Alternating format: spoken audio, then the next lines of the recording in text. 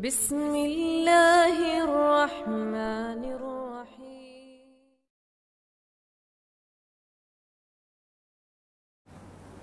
Seorang ulama tabi'in yang bernama Hasan ibnu Atiyah, beliau menyatakan, "Ma btada'a qaumun bid'atan fi dinihim illa naza'allahu min sunnatihim mithlaha, thumma la yu'iduha ilaihim ila yaumil qiyamah."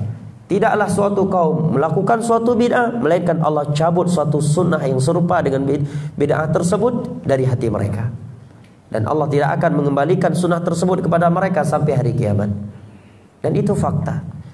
Tidaklah ada suatu bid'ah yang dilakukan, tidaklah suatu bid'ah dilakukan kecuali di waktu yang sama ada satu sunnah Nabi yang telah dihilangkan. Semana dengan ini ucapan Abdullah bin Abbas.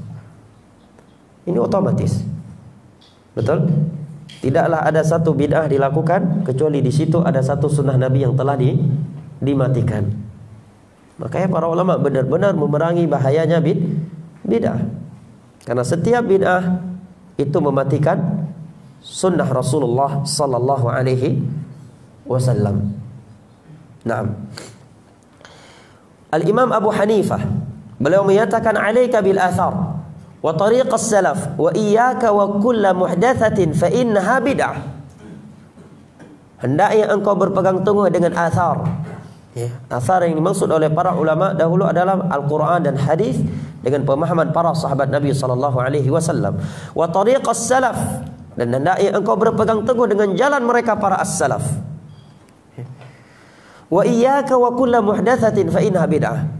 Dan jauhilah olehmu setiap perkara baru yang diada-adakan dalam urusan agama, karena setiap perkara baru yang diada-adakan dalam urusan agama adalah bid'ah. Siapa yang berkata demikian? Imam Abu Hanifah. Ada yang berani nuduh beliau sebagai Wahabi? Imam Abu Hanifah. Imam Malik rahimahullahu ta'ala berkata, "Man ibtada'a fil islami bid'atan yaraha hasanatan faqad za'ama anna Muhammadan khana risalah." Barang siapa yang melakukan suatu bid'ah di dalam Islam yang dia anggap itu adalah bid'ah yang hasanah, maka sungguh dia telah menuduh bahwa Rasulullah sallallahu alaihi wasallam berkhianat dalam menyampaikan agama ini. Karena Allah telah menyampaikan dalam Al-Qur'an, "Al-yauma akmaltu lakum dinakum."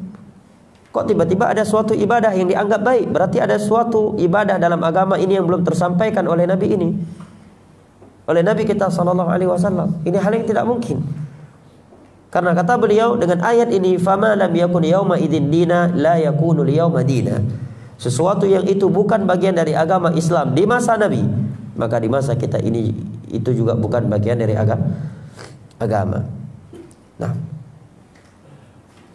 cukup jelas ayat-ayat dan hadis-hadis serta ucapan ulama Islam yang menerangkan kepada kita haram dan bahayanya bid'ah.